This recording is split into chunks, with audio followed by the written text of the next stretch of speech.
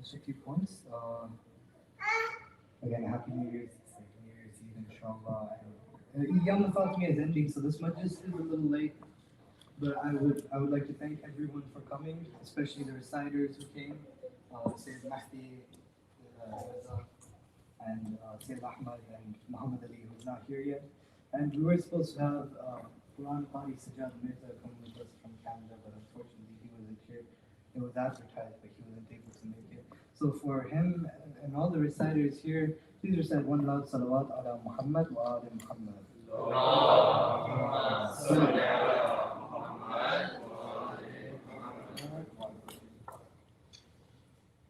There's a poem I would also like to mention before I get started, called The Burning Door, written by someone anonymous. Oh Ali, the moon is crying, the sun is setting, the lights are dimming, the door is burning. Oh Ali, the mountains are trembling, the thunder is rumbling, the skies are shivering, the door is burning. Oh Rasul, your daughter is dying, your house is falling, your ummah is defying, the door is burning. How the angels were wondering who was behind the door burning. Sallu ala Muhammad wa ala Muhammad. And one more point before we get started. The material of my lecture is from the lecture or from a couple of lectures of His Eminence, my teacher, Samahat Shaykh Ustad Mansur Laqai Hafidhahullah. For him and scholars like him, please recite one love salawat ala Muhammad wa ala Muhammad. Allahumma salli ala Muhammad. على حب الزهراء صل على محمد وآل محمد اللهم صل على محمد وآل محمد. This majlis is also for the shuhada of Islam, especially shuhada like the ones who passed away not a couple of years ago, Shaykh Qasim Sulaimani, who passed away around this ayam, and Shaykh Baqir al-Nimar, who also was martyred around this time. For them and shuhada like them, please recite one lakh salawat ala Muhammad wa ala Muhammad. Allahumma salli ala Muhammad wa ala Muhammad. باسمك العظيم العظام الأجل الأكرم يا الله يا الله يا الله يا الله يا الله يا رحمن يا رحيم يا مقلب القلوب ثبت قلوبنا على دينك ربنا لا تزغ قلوبنا بعد إذ هديتنا وهب لنا من لدنك رحمة إنك أنت الوهاب ثم الصلاة والسلام والتحيات والإكرام على أشرف الأنبياء سيدنا ونبينا وحبيب قلوبنا وشفيع ذنوبنا مولانا أبي القاسم المحمد مصطفى صلى الله عليه وآله وسلم وصل على أئمة المسلمين الذين أذهب الله عنهم الرجس وطهرهم تطهيرا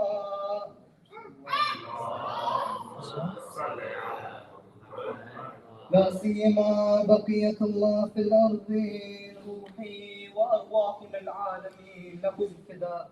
أما بعد، قال الله سبحانه وتعالى في قرآنه الكريم وقوله الحق: وإن تطع أكثر من في الأرض يضلك عن سبيل الله إن يتبعون إلا الظن إن هم إلا يخرصون. In Surah Al-An'am, verse number 116, Allah subhanahu wa ta'ala is warning us of a certain group of people. He says,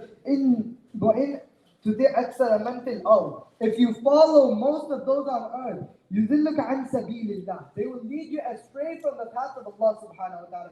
So already from Surah Al-An'am, verse number 116, we can tell that Allah has prohibited the obedience of a certain group of people on this earth who will lead you astray from the way of Allah subhanahu wa ta'ala. Why do they lead you away from the way of Allah? Allah mentions two reasons. يَتَّبِعُونَ إِلَّا الظَّنَّ, they don't follow anything but their own assumptions. إِنْهُمْ إِلَّا يَخْرُصُونَ, and for surely they're falsifying, they're lying. Right? So, according to this verse, Allah is warning us not to have an obedience of a certain group of people because they are lying and they have not reached any level of truth yet because they're following their assumption. They have no certainty in their life. And truth meaning the capital letter E, truth, which is referring to Allah subhanahu wa ta'ala, and the essential truth. As we commemorate these Ayam, and now we're coming to an end of these Ayam, we must realize the importance of this time of Ayam Fatimiya. Often we don't give it as much importance as Muharram or the time in Ramadan, but this time is crucial throughout the year because we see in history that the bravest, the most top Fatimi people we see were made by these Ayam. The Majlis of these Ayam had made these people Fatimi. The Quran describes this world as a test or a battlefield for each and every individual. And we can tell that this is the case because if you open the Quran and see Surah Al-An'am, he's already defining a certain group of people you're not supposed to fight, you're not supposed to listen with. Therefore, you're in opposition to those people. So Allah subhanahu wa ta'ala, please recite aloud, salawat ala Muhammad wa ala Muhammad.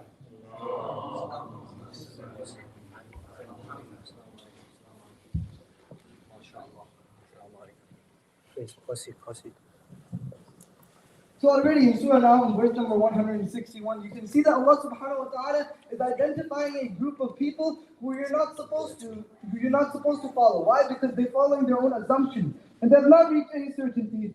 So we're discussing, this world is a battlefield, a test defined by Allah subhanahu wa ta'ala. The realms of this test, the examination hall or the battlefield, is this material reality of this world.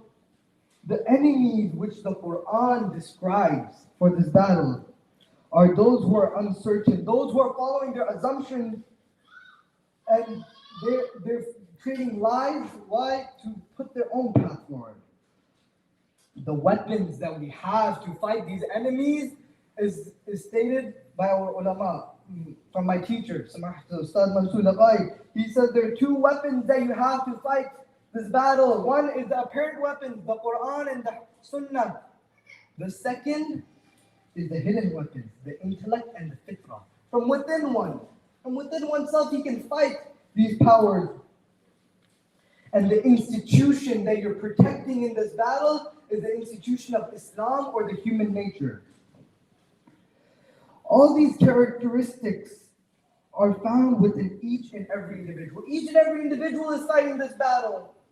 Right? We all have our own battle. And similarly, we see this in history. We're commemorating Ayam Fatimiya. Lady Fatimah Zahra herself was in one of these battles, which took place after the death of the Prophet, where the Ummah of Rasulullah and the way they treated Fatimah was a clear example of one of these battles, where there were people who were misguided, people who were lost, who were fighting someone who is guided.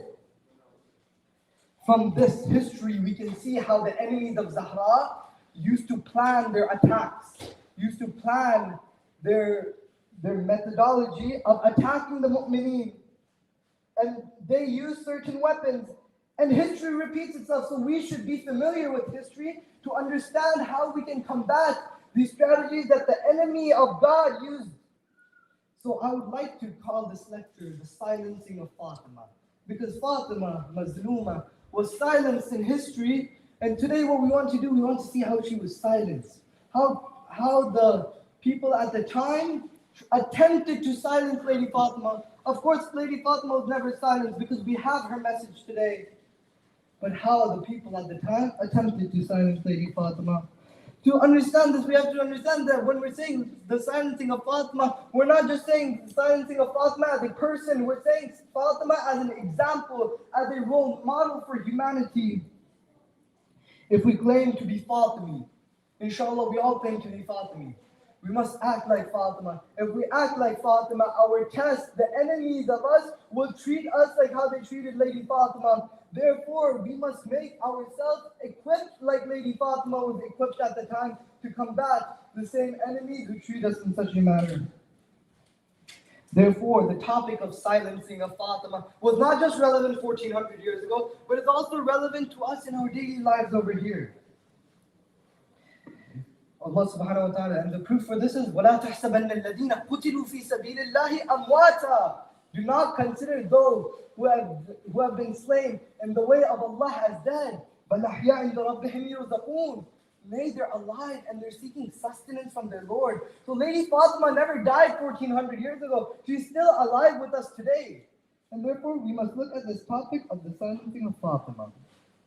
To understand the enemy, we must first understand the different types of battlefields and know where the enemy is attacking us from. In Islam, at least our ulama say that there are three types of jihad. Right? And jihad is the battlefield. We do jihad where? In the battlefield. There are three types of it. The enemy is also fighting these same jihad because the enemy cannot be fighting a different battlefield than the battlefield we're on. So if each person is fighting this battle, the enemy is also fighting on this exact same battlefield. Firstly, the jihad al-akbar. Jihad al-akbar, jihad al-nafs. Controlling my nafs al-ammara, taming it. Then next is jihad al-kabir, the great jihad. Jihad al-kabir is the intellectual war. The intellectual war is when people are deviating Islam, when people are bashing Islam publicly, you go out in support of Islam. In jihad al-asghar, the smaller jihad, which is the physical battlefield, the shuhada, where we get, like, for example, Sulaimani, he was from the battlefield, right? So the shuhada, where we hear about these martyrs, they're from the battlefield. And we'll examine the life of Lady Fatimah and see how she fought in all three of these fronts. Where was the ummah then? How the ummah was attacking her in all three of these fronts, and how she fought back. Among these types of different jihad, there are different formulas that the enemy uses to attack. Step by step, the enemy doesn't start by full-on bashing Lady Fatimah or her message or Islam. No, it goes step by step. It first wants to make us weak from within. Therefore, the enemy causes diseases to spread within. Spiritual diseases. For example, pride, arrogance, greed. These issues that we find within oneself, they show on one's character. Next, the enemy feeds one's mind with propaganda. Like people in history have done propaganda is fed to people, and through that, the way they think, their thought process changes. This automatically leads. So one quote for this. For those of you who are with us in the Materialism, the Downfall of Society lectures, we discussed Professor Tim Castle. He's a professor of psychology, clinical psychology. He said, one who consumes more media, the more he tends to be a materialistic person. So the media has a big effect on some of these diseases we have within ourselves. So, all right, so we said the media. Then through this media, when the person's thought process changes, the way he deals with his family and the people around him changes. So the institution of the family is now destroyed. When the institution of the family is now destroyed, no one is there to raise up the children properly. What is an institution of the family? The mother, the father, and then the children, right? This family is living as a happy family. How has it been destroyed in the modern world? For example, through dating. Through homosexuality, through premarital relations, through divorce, right? All of these things have led to the family, the institution of the family being destroyed, or not being treated as a secret institution in Islam. Marriage is valued to the utmost level. It's valued so much that it's nearly considered wajib, but Allah didn't make it wajib, right? It's a sunnah of the Prophet. So the destroying of the institution of the family. An example of this, the Industrial Revolution. When the Industrial Revolution took place, the people came, they went to war, right? And the mothers started working in the factory. So there was no one to take care of the children, no one to raise the children at home. And that's how some of the corruption in society of today started there. Next, after that, the community, the brotherhood, destroying the community. Some people go and start spreading rumors about other people. Some people go and start spreading rumors about other ulama. And through this, the community is divided. The community faces the destruction. And for example, Islamic unity is a clear example of the people who have a clear intention of destroying Islamic unity. They make it such that that the community gets divided. And when the community is successfully divided, then only then the enemy is allowed to go do something like they did to Fatimah to Zahra. They're allowed to go and then attempt to silence the message of Fatimah. If we're not secure from the inside, within our soul, if we do not get rid of all these diseases from within, then there's no way that we can defend Islam at a big level where the enemy is attacking it. If our family is not secure, we cannot go defend Imam Sahib al-Zaman when he reappears because we'll be too concerned with our family matters. Therefore, we start at a small level and expand from there. Alright, Jihad al-Akbar of the enemy. Again, we said the enemy has fights in the same battlefield as us, so the enemy must also have a Jihad al-Akbar. First method they use for Jihad al-Akbar is fear. The fear tactic. In Islamic history, we see that the masses at the time of Rasulullah played an important role. Right? If the masses would do anything, and one clear example of this is in Kufa. When the masses were silent, some of them were arrested, some of them left for Imam al-Hussein alayhi salam, and some of them were abandoned, Muslim ibn Aqil. Then we saw Muslim ibn Aqil was arrested, right? Not before. When the masses were there with him, they had no harm to him. So the masses played an important role in geopolitics of history. At the time of Lady Zahra, the public admired Imam Ali alayhi salam. Right? Because they just saw Ghadir happen, they just saw the Prophet announce the wilayat of Imam Ali, right? But that was a huge problem to those Ahl Saqifa. Ahl Saqifa had a huge problem with this. So they started a fear campaign to make the people afraid of the government. And you saw this when Sahaba and Nabi was in Saqifa, was saying his opinion, Abu Bakr, but he would not agree with Abu Bakr. What did they say? They said, go beat him up. Right? They started beating him up on spot. Right? Why? Because they had a disagreement. They wanted a fear tactic. They wanted people to submit themselves. People saw this and they were like, I do not want to get beaten up. I don't want to fight against Abu Bakr. This created fear from within, a fear of the governing body. Oh, I cannot speak out against injustice because the enemy is so big. The enemy is so powerful. I cannot do Amar bil Ma'ruf wa Nahy anil Munkar because the enemy is so powerful. How can I ever express my religion? And I will feel ashamed. I will be publicly embarrassed. Similarly, another type of fear that Shaitan places within us today is not the fear of Allah because it's Shaitan placing the fear. It's the fear of one's desire, of not accepting one's desire. The fear of missing out as we know it, right? One has the fear of missing out. He may say, I'm too young, let me enjoy my life. Don't worry about the sins. I'll go in the future and repent. Why? Because he has the fear of missing out. All my friends are doing something. Why can't I do this? I'm going to miss out. I'm not going to be considered the cool one anymore. In my friend circle, within my friends at school, they'll make fun of me. Why? Because I have the fear of missing out. So this is one type of fear that we see in today's life that Shaitan placed. Why did Shaitan place this within us? To make us fearful of not abiding by our desire. And Jihad al-Akbar, what is Jihad al-Akbar? Jihad al-Akbar is taming our desire to the desire of Allah. Second method, losing hope. Losing hope in Allah and gaining the hope in those who oppose Allah subhanahu wa ta'ala. The enemy makes you lose hope in Allah where all the hope belongs.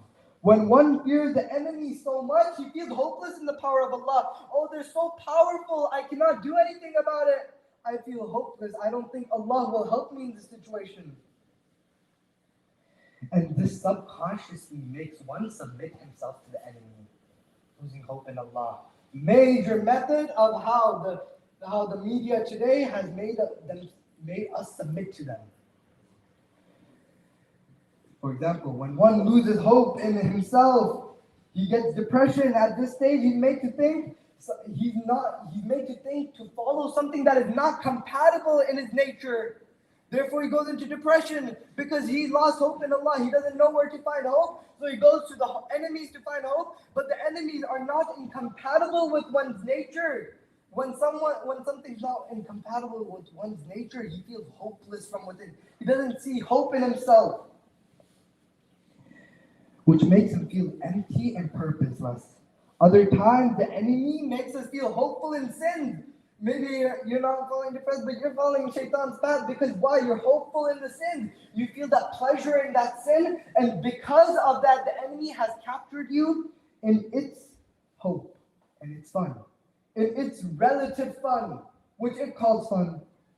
We see this in history. When the people were fearful of the caliphate, they made them gain hope in the wealth banks of Abu Bakr and the treasuries, right? And protection from the government. That's what happened even at the time of Muawiyah, at the time of Yazid. Why did people abandon Imam Hussein? Because they saw Ubaydullah ibn Ziyad was ready to pour out his pockets.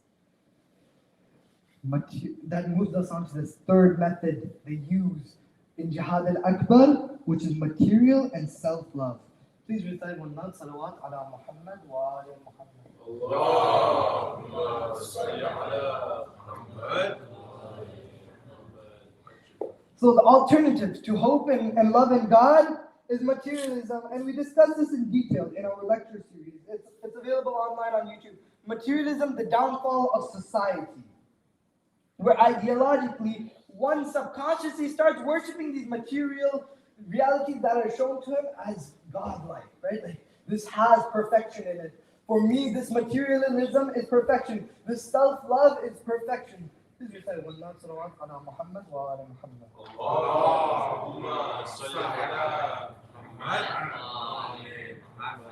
And one gets so busy with the material accumulation at this time and self-love that he forgets about Allah. When we're discussing Allah, Urafa say there's no concept of the self in Allah because the self is numerical. I am one. Well, Allah has no numerical number attached to him. He's unique. He has no numerical number attached to him. That's why our Urafa say that there's no self-love when it comes to our relation with Allah. There should be no self-love when it comes to the relation with Allah. This can be seen in history when people were given powers, corruption was seen within people, and they were bribed in exchange of support. Right? We see this in history. So these were some of the methods that the enemy used to corrupt the masses at the time of Lady Zahra. At the time of Lady Zahra, the masses were in support of Imam Ali, at least until the death of the Prophet. Then these tactics were used to bring the masses away from Amir al-Mu'mineen. Now, Jihad al-Kabir of the enemy. We discussed Jihad al-Akbar, the major jihad, Jihad al-Nafs. Then there's Jihad al-Kabir. Jihad al-Kabir is the intellectual jihad. What happened at the time of the Prophet, after the time of the Prophet, that there was so much corruption? This Jihad al-Kabir. There was a problem. At the time of Saqifa, and when they attacked the door of Zahra, they had a problem. We're like, well, what will future generations, maybe we're able to fool the masses right now. What will future generations think when they pick up the books? What will they think of us? Will they really think of us in such a positive manner? They had to start an intellectual jihad. They were like, they started by first banning the narration of hadith. The two main sources of knowledge of Islamic rulings is hadith and Quran. Quran and hadith. Quran and Sunnah. The Prophet and the Imams and what they used to do. So what happened when they banned the enemy to successfully stop the narration of the Sunnah? They would be stopping the people from knowing the true essence of Islam that we get from our hadiths, the Sunnah of the Prophet, how we pray, how we fast, all of these things. They would be stopped from reaching the future generation, right? So the enemy would be successful.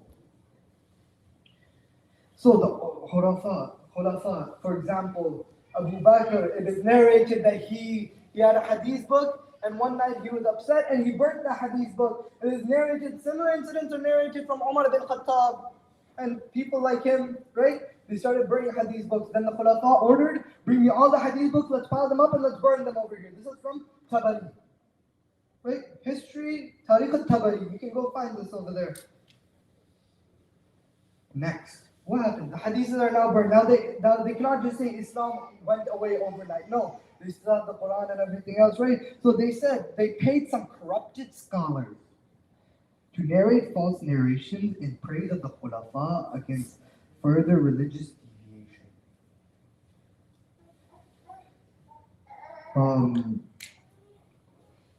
Clear example, in the Ahl Sunnah books, we see a figure. We see a figure who was, for example, I have Sahih Muslim over here. We see figures in this book, or in such books like this. We have some of these in Shia books too. Unfortunately, they were infiltrated there too. But a lot of the narration that you see is narrated by Ibn Hurayra. Who's Ibn Hurayra? Someone who barely lived with the Prophet for a few years and is narrating majority of the tradition in the Ahl Sunnah books. Where does this person come from? It is found that this person is in the payroll of Muawiyah and such like him. So they paid corrupted scholars to do what? To narrate fake hadiths. Those hadiths in praise of the Khulafa. So much so that it is narrated that Umar ibn Khattab himself got tired of Ibn Hurayra at one point. Saying, how much are you going to lie? How much are you going to deviate? Right? So they were known to be liars in history. Right? Why? To justify this in front of the general public, in front of the masses. And we see this today. We see, again, we're comparing history to the time today. We see this today where the media has put a mass media campaign against Islam and its true principles. When you see the media online, the media, they use psychologists subconsciously making you submit yourself to the reality online that they're portraying online. For example, this makes us apologetic at times. For example, we have Islam and homosexuality. We say we condemn homosexuality, then the media comes, are you homophobic? No, we're not homophobic. We're not scared of homosexuals. We condemn homosexuality. Not scared of homosexuals. So the media starts bashing you, attacking you, to make you think that you are the one on the wrong side and make you apologetic. It's called apologetic Islam. A lot of the times, we have even some of our ulama who start buying into this apologetic Islam narrative, where they start apologizing for some of the Islamic views and start changing up a few things, right? Starting color coding the Islamic principles. Oh, we don't support homosexuality, but it's a religion of 1400 years ago, and we don't. And plus, we have this hadith. No, Islam says homosexuality is bad. Period. Similarly, they say Islam is anti-progressive. Then people start saying, no, Islam is progressive because of this. They start apologizing for all the things that happened in the past. They say Islam was spread by sword. They say, oh, we're sorry, maybe it's a misunderstanding. No, the Prophet ﷺ went to battle to defend himself. Yes, defending Islam is good, but do not apologize for Islamic literature. Do not apologize for what we have sahih things in our literature, in our history. Apologetic Islam is now spread. Why? Through that same fear. But this time it's done through the media, where the media is told to portray Islam in a certain way to justify their claims. They use catchy terminology such as freedom of women, right? Freedom of religion, freedom of hijab. Now we have this whole trend going on, right? Women life freedom. What is this? The media has exposed this to all of the younger generation to make them stuck in this cycle. Another topic, when we're discussing media, we must also discuss the haram. All the haram that is out there. A lot of the times we don't understand this, brothers and sisters, but subconsciously, the more time we spend online, the more there's a chance of being exposed to haram. Not for everyone, not for people who are doing good, but the enemy somehow puts it in there so that one advertisement just shows up on your screen. I didn't want to watch it, but now it's stuck in your brain. Right? That one link that just showed up, I just clicked it. What's the harm in it? Just one time. It psychologically destroys one person. It takes one person into that completely different sector. So the media is now mainstream, making haram content mainstream. Right? They're mainstreamizing the haram content. Why? To attract the Muslim youth. They're not targeting the non-Muslim. They're not targeting those people who are already stuck in the vicious cycle. No, they're targeting those who are not there yet. Those good youth who still have potential to do good. Those children who haven't been exposed yet, they're targeting them. Right? And even if they are not. Alright, so firstly, this media, even if they're not targeting us with haram stuff, let's just assume for a minute that there's no intention of targeting us with haram. The social media itself is killing a lot of us from within. We can look at it from a religious perspective when you're using social media so much so, to such an extent, your attention span starts getting less. Your attention span decreases. Where do you need attention span in salah? You're not able to perform a good salah without attention span, paying attention to Allah subhanahu wa ta'ala. It deprives you of the remembrance of Allah. It gets you stuck in lahvi things. Lahbul aib. اعلموا أنما الحياة الدنيا لعب ولهو. Know that the life of this world has this deviation. Lahbul aib. So a lot of the deviation comes from that area. Please recite another loud salawat ala Muhammad wa ala Muhammad. Allahumma salli ala Muhammad.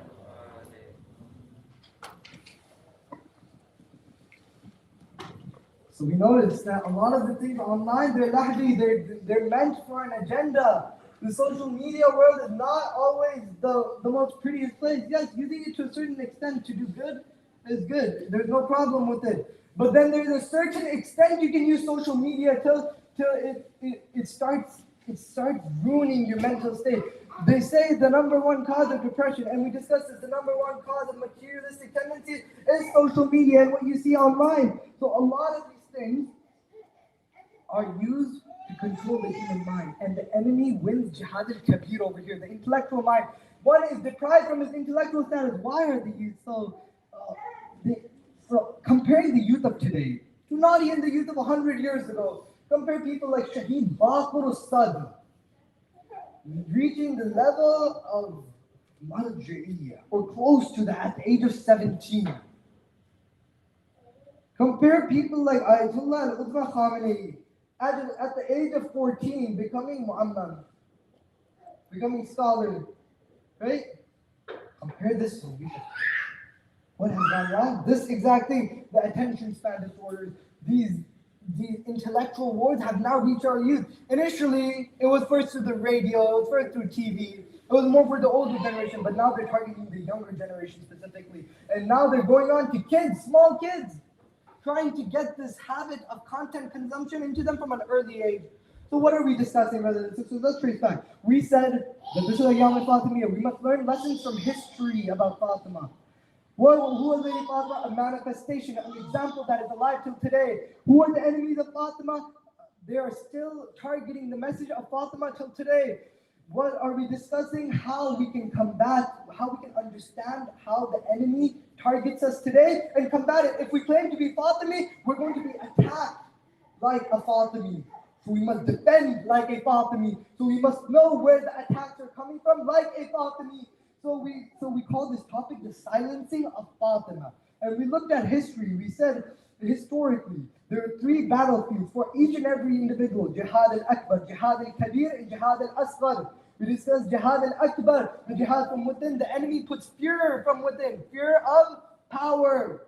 Then you lose hope in Allah. Then you gain love of wealth and self. Right? So these things these are main tools of the enemy to deviate Jihad al-Akbar. Then we moved on to Jihad al-Kabir, and we said Jihad al-Kabir is the intellectual battle with the enemy, where the enemy is attacking Islam. Then we discussed how the people, the Khulafa in the past, did corrupted hadith books. And now we're discussing how the enemies of today are corrupting our minds. Please recite one loud salawat ala Muhammad wa ala Muhammad.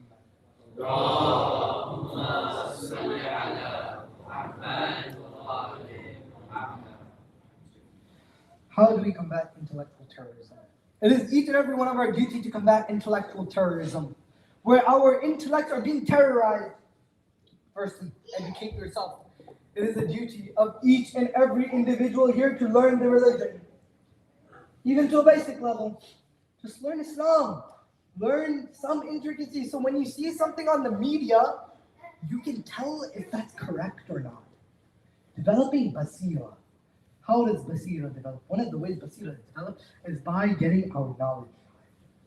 So interesting. Even the Ahl Sunnah, they do not know their books at all. Even the Shia, a lot of us don't even know our books. Go read. Reading is the best way to gain knowledge. We have Nahj al-Balagha, and I brought it here. It's an excellent book. The hadiths of Imam Ali, wisdoms of Imam Ali. One day just pick up, read one sermon, or read one hadith, one wisdom, two wisdoms. But learn your religion through books, through the original sources. We have books of our ulama. There's a very good book, Reclaiming the Narrative, Islamic Belief by Ayatollah Sayyid Ali Khamenei. There's another book about Lady Fatimah al-Zahra by Ayatollah Fatimah, the Nucleus of Piety. Ayatollah Sheikh Nasir Makarim Shirazi and Ayatollah Sayyid Muhammad Hussain Fadlullah has written this book. It's like a combination of both of their books. Other books that I can recommend, Self-Building by Ayatollah Ibrahim Amini. These books are books to get us acquainted with our sources firsthand. Why do we need this? Because our enemies, the enemies of Islam, are attacking our sources, are attacking our books. If we don't know them, how would we ever be able to combat this? Secondly, this comes from a hadith of the Prophet. The greatest struggle is to say a word of truth in the face of a tyrant ruler. Tyrant ruler in this hadith, it just means someone who is jahil, someone who doesn't know anything, saying the word of truth, speaking out. When it comes to your rights, when it comes to the rights of other people in Bahrain, people in Palestine, it's our duty to speak out as Shias for any oppressed person. The hadiths of our prophets and imams never specify that the oppressed person we're speaking out for must be Shia. No. They say for any oppressed person, speak out. It's duty, brothers and sisters. The 2023 year is starting. What is our resolution this year? We are here sitting comfortably. There are people dying in Bahrain just to host one majlis. We're sitting here comfortably. There are people dying, being arrested in the land of Hijaz for hosting a majlis. Shaheed Baqir al-Nimar is an example of this, whose shahadat. Again, I said this majlis is in the honor of Lady Fatimah, Shaheed Sulaimani Abu Mahdi, and Shaheed Baqir al-Nimar. Shaheed Baqir al-Nimar was killed, was assassinated in Hijaz. For what? For the crime of speaking out in the love of Sahaba. So we're here comfortably, brothers and sisters, but that doesn't deprive us of the responsibility of speaking out for the truth. Next is Jihad al-Asghar. The smallest jihad. Once someone goes from Jihad al-Akbar to Jihad al-Kabir, then they're able to do Jihad al-Asghar. Jihad al-Asghar is not so easy, brothers and sisters. It may seem that it's called Jihad al-Asghar because it might be easy. No.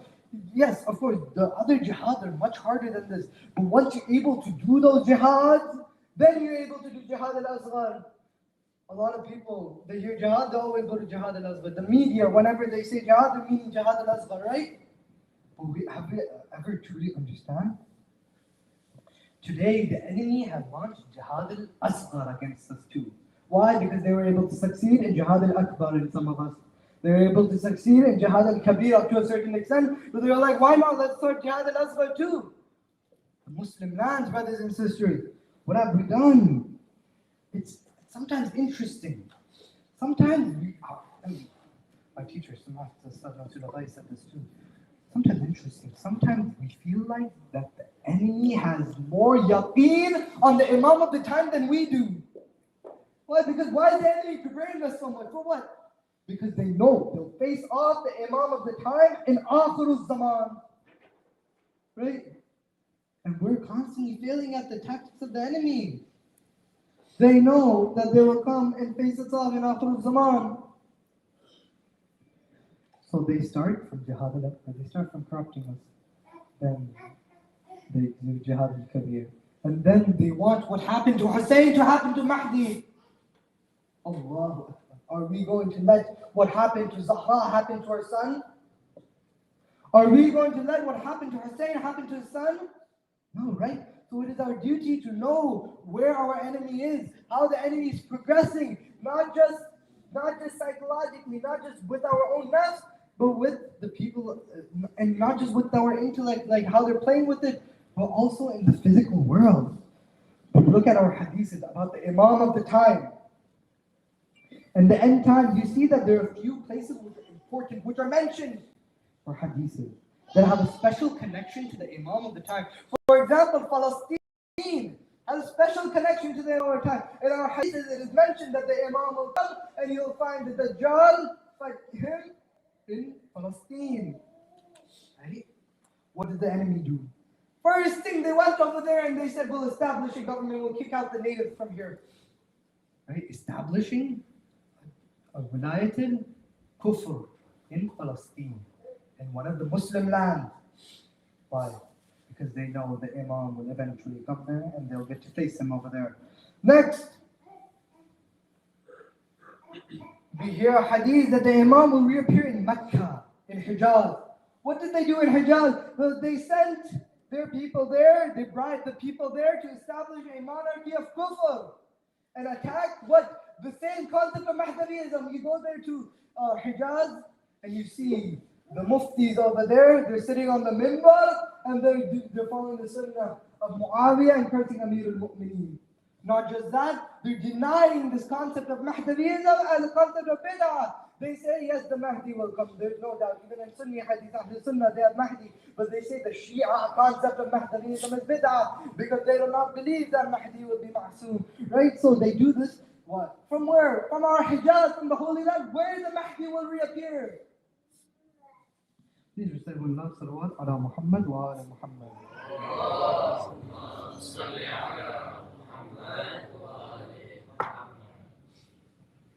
Next, they heard the Mahdi will come to the people of Syria and the people of Iraq. What will he do in Syria and Iraq? He will support the people over there. What did they do next? They went to Syria and Iraq and looted the people of over there. Right? If you look around, they heard that the Khurasani will come from Khurasan. So what did they do? They established a monarchy in Khurasan. In Khurasan, they established a monarchy. Alhamdulillah, it was gone. And now, with every opportunity they get, they're attacking Khurasan, attacking the lands of Iran. They're attacking the Muslims over there. They're attacking the Hawza over there. They're attacking the ulama over there. You see BBC interviews. They went to the Hawza in Qom. They started talking to the ulama who barely knew English. They started questioning them about jihad and all of these things, trying to shame them publicly on TV.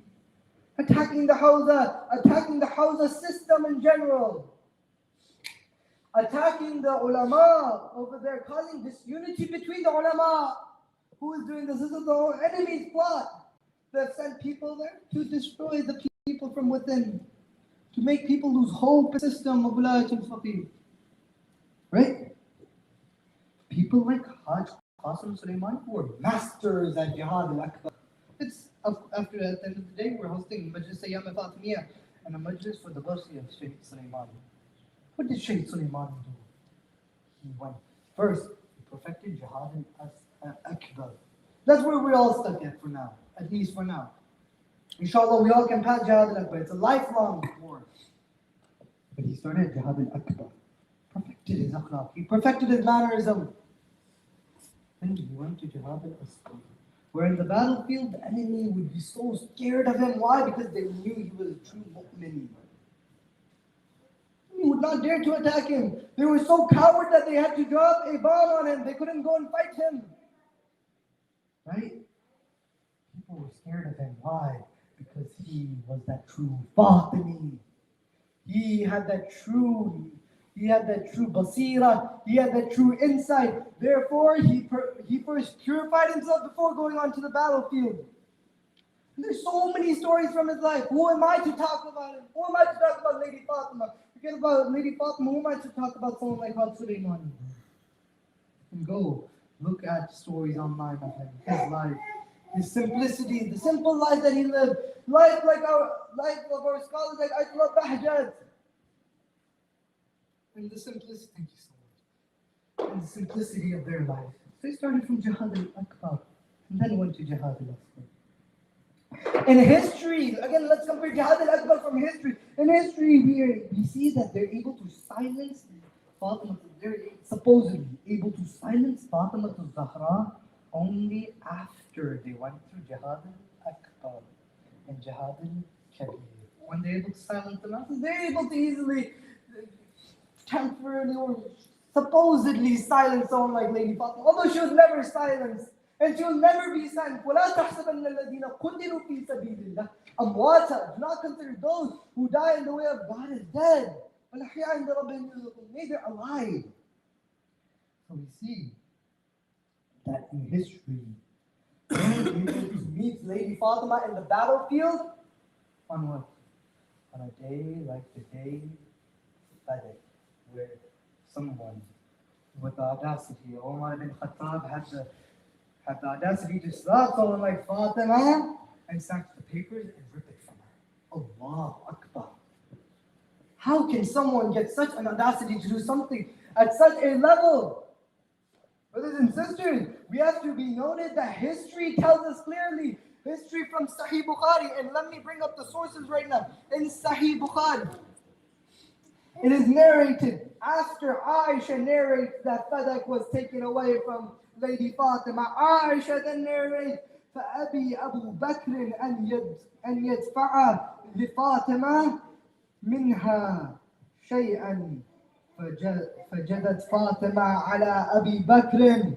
So Abu Bakr refused to give anything to Fatima, so she became angry with Abu Bakr and stayed away from him and did not talk to him until she died.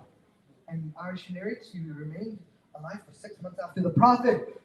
Brothers and sisters, if someone is angry at Abu Bakr, what does this tell? This is from Sahih Bukhari. Sahih Bukhari, book number 64, hadith number 278. It says Fatima was angry at the Prophet. Sahih Muslim I have right here. This is the one from my library. Sahih Muslim I have right here by Imam Abu al-Hasan Muslim ibn al-Hajjaj. Right, it is narrated, page number 307 from the version I have, book number 44, chapter 15, the virtues of Fatima.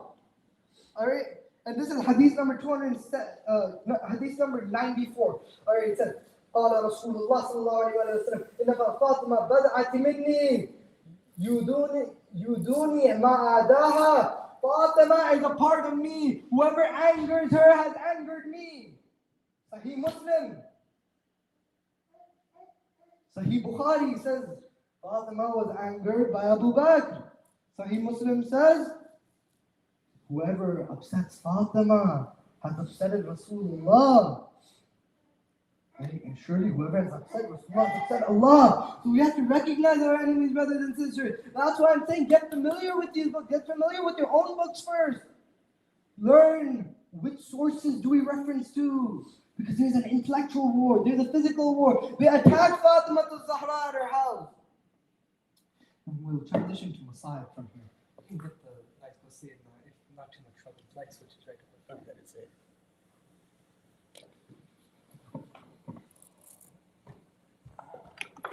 صلوا على محمد وآل محمد.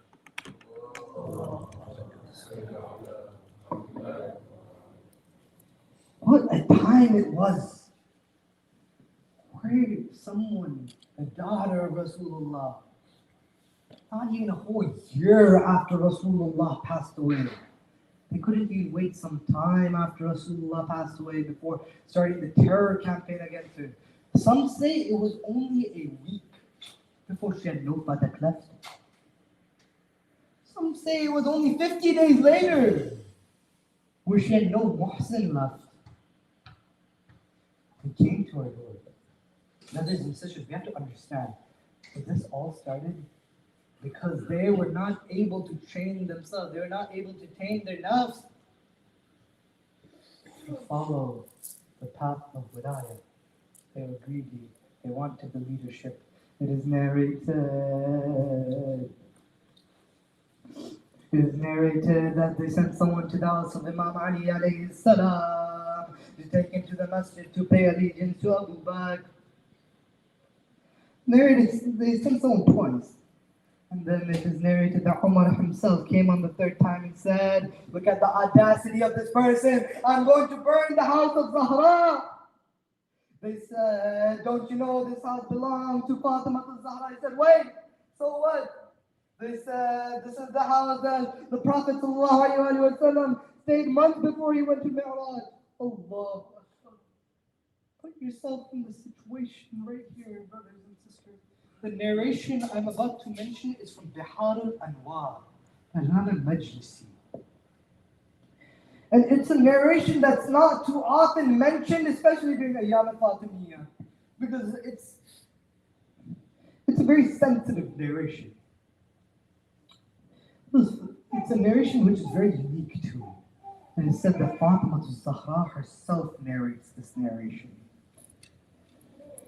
فجمعه حتبا جزل على بابنا واتوا بالنار ليحرقه ويحرقنا. They break the wood to burn the house and to burn us inside the house. ووقفت بعدالة بابي ونشهدتم بالله وبأبيه أن يكفونا وأن ينصرونا. I stood at the gate of the house and I appealed to them in the name of Allah. نشهدتم بالله وبأبيه أن يكفونا وينصرونا. Leave us alone or come and help us. فأخذ عمر بن الخطاب صيد من يد الكنفذ مولاي أبي بكر فذهب به عذاب. Umar took the whip of the slave of Abu Bakr and hit me. Fatimah Zahra describes the strike. He hit me so hard that it bruised me so hard. ولكل بابا برجاله فرد علي أن حملا. He kicked the door against me so hard that I was pregnant. I was carrying a child and I fell down. He put the door. فصرخت لوجهي والنار تسحر وتسحر وجهي. They put the door to the fire and the heat was hurting my face. فضربني بيده حتى انطلق. He struck me until my earrings dropped. وجعني مخاض فاسقطت محسنا قتلا بغير جرم. I felt the pain of child and I reported Muhsin. Muhsin was killed without any wrong. Allahu Akbar. Fatima. Fatima, I have one question for you. Was this death more painful for you? Was the death of Muhsin more painful for you? Or was the death of Ali al-Asghar Abdullah al-Radi on the day of Ashura? Oh, Ali, was seeing your wife burn behind the door more painful for you? Or was seeing Zainab al-Kubra run from tent to tent with fire on her chadar, saving the children?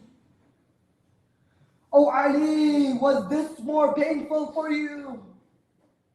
Oh, Sahib al-Zaman, was the strike on your mother's face more painful for you? Or was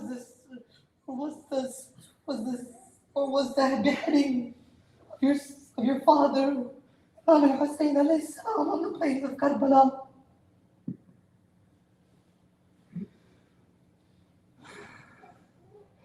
It is narrated that Imam Ali alayhi salam, Amir al-Mu'mineen, how poor was Amir al-Mu'mineen?